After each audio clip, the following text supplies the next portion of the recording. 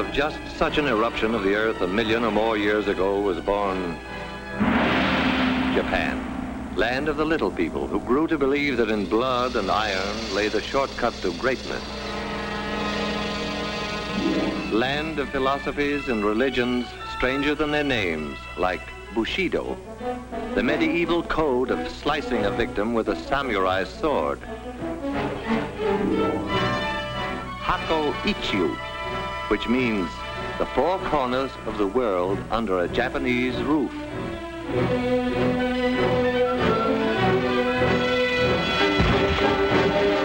And Shinto, which assures its people that the answer to all things comes from the skies. The truth of that one they were to discover. Old Japan was primitive. The history of the new Japan is a story of successful copying. On a tradition of peace and love of the soil, the new Japan suddenly turned its back and copied our locomotives, our planes, our great ocean-going liners. Even Tokyo might have been transplanted bodily from the Western world.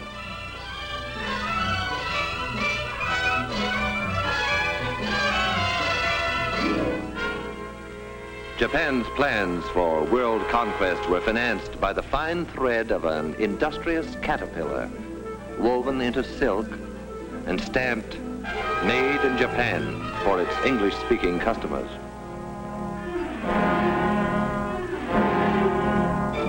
Soft silk sent away for hard scrap iron to be forged into weapons and returned to us eventually in hate.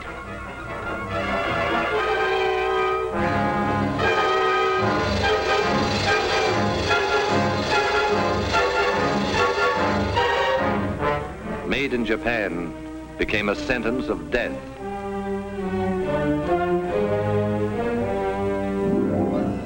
How will it end for the little people who wanted to enslave the world? The answer to that was to come, like the answer to all things, from the skies. Only when it came, it was to be stamped, "Made in America," as it was, for instance, on Doolittle Day, when the Hornet, the first Shangri-La, pointed her prow right at the heart of Tokyo.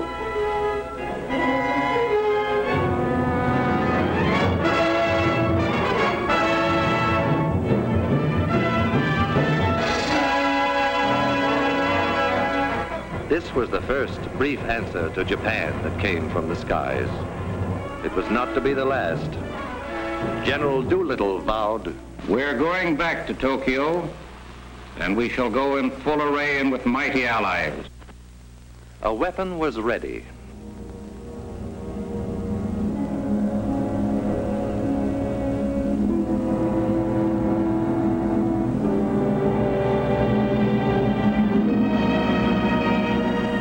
Through these forbidding doors, ceaselessly, day and night, come trains bearing the materials that skill weld, forge, and rivet into an instrument dedicated to the destruction of the enemy.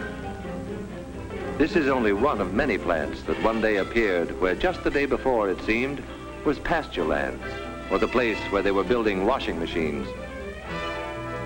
When the workers reported for the first time, few of them guessed the exact nature of what they were building. They knew that a giant plane would result, but beyond that, it was largely conjecture. But then the day came, inevitably, when the pieces of their jigsaw began to fit together.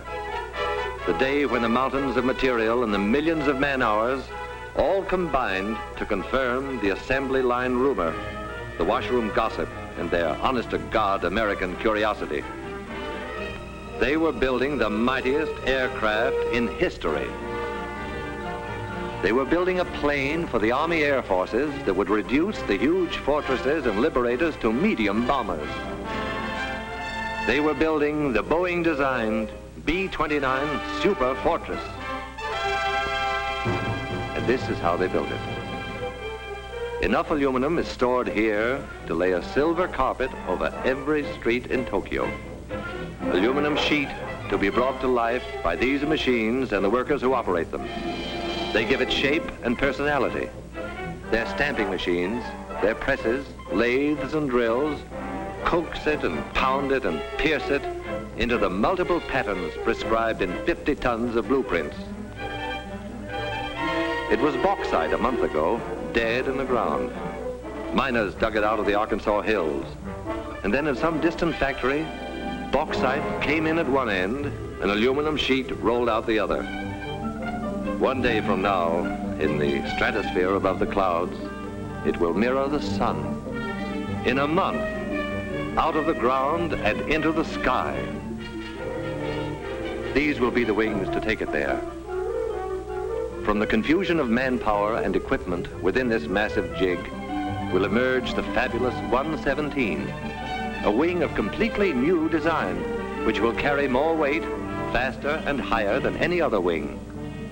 The jigs themselves, the fixtures and the tools were designed so that unskilled workers could be expert with them in a week, whether they were farmers or clerks, cotton pickers or housewives, salesmen or ex-soldiers. The wing is of awesome weight and dimension, yet a girl can lift it with about the same effort that she would need to adjust the flower in her hair. Space and the handling of bulky parts have always been problems in assembly production. The engineers who designed this plant solved both problems at once with a few strokes on their drafting boards. They moved traffic to the ceiling. Thus, they allowed workers more time at machines and machines more time at work.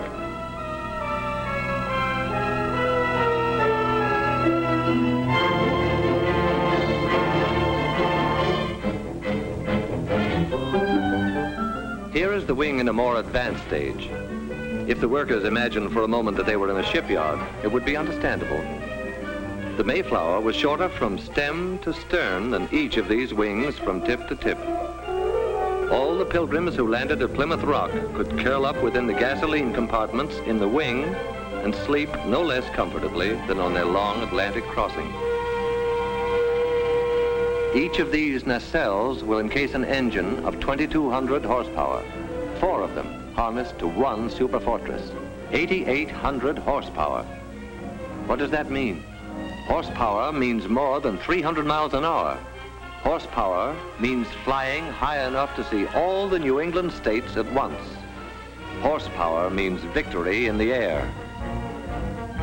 When these skeleton nose sections are enclosed in aluminum and glass, they will be the most comfortable cockpits a bomber ever had. The windows cannot cloud or frost. The pilot's instrument panel is less complex than the dashboard of an automobile. Soundproofing allows talk without the interphone. And because the entire compartment is a pressurized tank, the air remains practically constant from prairie level to the rarefied atmosphere over the Himalayas. Back of the control cabin is the huge center section. Here the wings will be set. Here the bomb bays will hold the greatest weight of death ever lifted into the skies. Toward the tail, another big pressurized chamber will house the rest of the crew, except the rear gunner, who has a cabin to himself. If in some stratospheric emergency, a crew member must travel between front and rear pressurized compartments, he can slither through this connecting tunnel. An armor glass observation blister. Durable, crystal clear, eyes of every superfortress.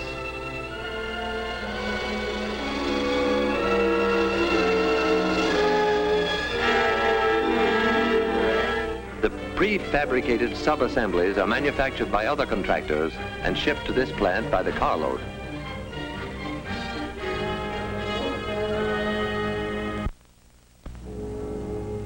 What has been shown here is being duplicated in plants all across the country.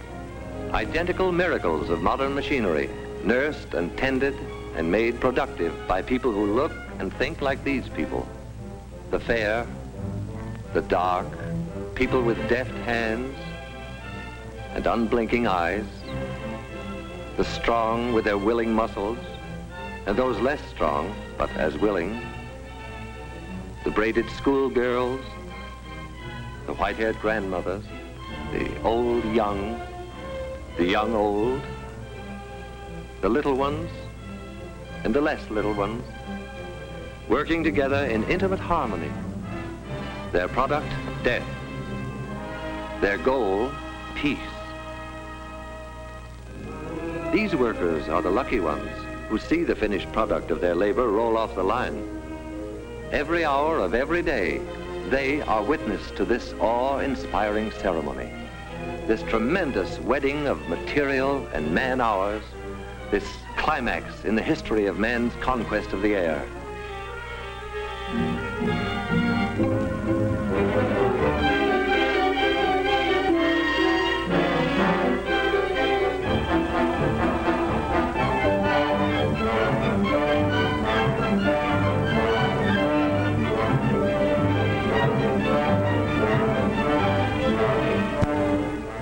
But what of the others who helped, however remotely, to create an aerial weapon they have never seen? The lumberjack who felled the trees that became the blueprints of the B-29, the bauxite miner in the Arkansas hills, and the miner of iron and coal, the builder of guns and engines and propellers, the grimy, sweating men who cast the cylinders and forged the crankshaft, the maker of tires, electrical equipment, instruments and safety wires, the citizens who paid for the superfortress with their purchases of war bonds. Theirs are isolated lines of effort, initiated all across the land and converging eventually beneath this vaulted roof. Here, the sum of their energies assumes shape and stature and meaning. Here is the final meeting of every effort and every part.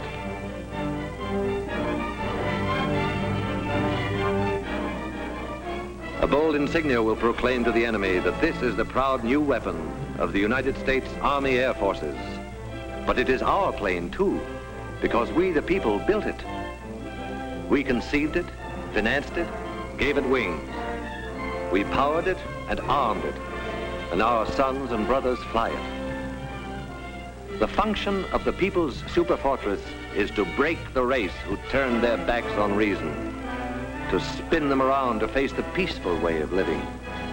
It is the people's answer to all the sneak raids, all the death marches, all the stabs in the back. It is our memorial to the fighting men who were not afraid to die, who bought with their lives the time we needed to make the weapons to win the war. Like this weapon, which 50 hours after its tests will be landing in India or China or some other faraway Shangri-La to regain its breath before the final assault for which the people destined it. Within the plant, work proceeds, but the workers cock their ears for a sound that regularly drowns the clatter of their tools. It is more than a sound. It is a song. This is the song they hear.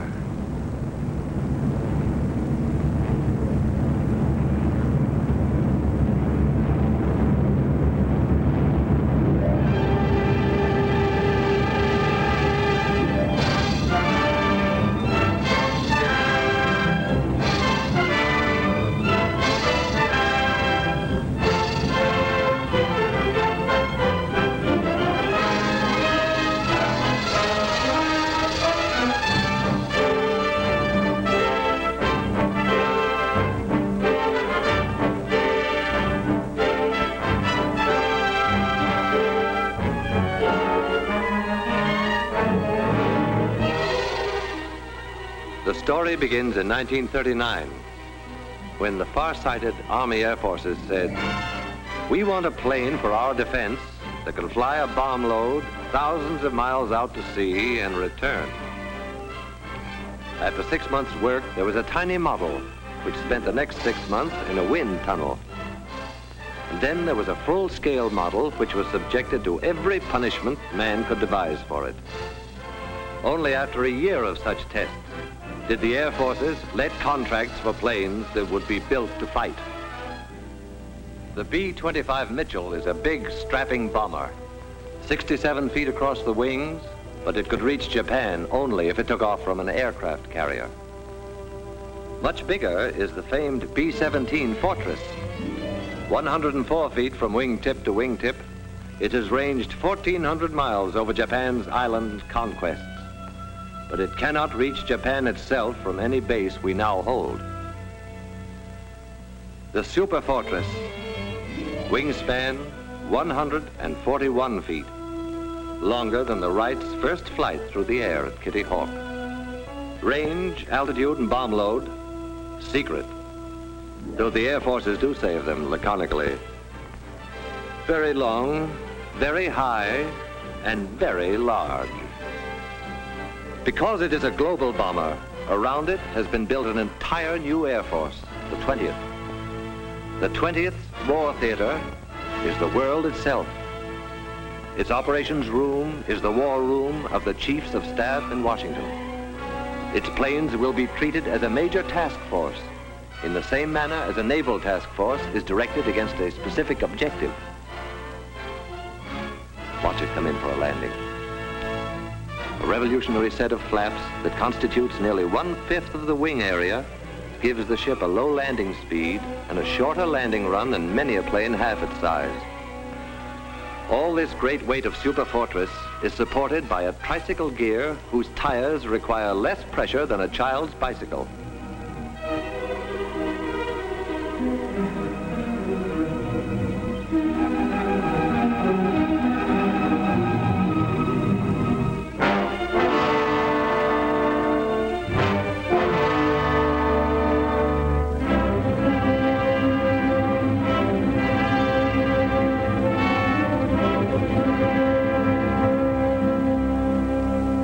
Somewhere in Western China, 500,000 nameless people wrote their magnificent chapter in the saga of the superfortress. 2,000 years after their ancestors built the Great Wall for the defense of China, these farmers transformed saturated rice paddies into airfields for offense against a new invader. They had no machinery as we know it, only their million hands and a searing memory of anguished years since Japan set out to annihilate them. Stone by stone, layer after layer, bound together not just with muddy water, but with the blood of their brothers who died under the samurai's sword. And soon there were runways to bear the weight of a whole fleet of superfortresses. Revenge for the nameless people was close at hand.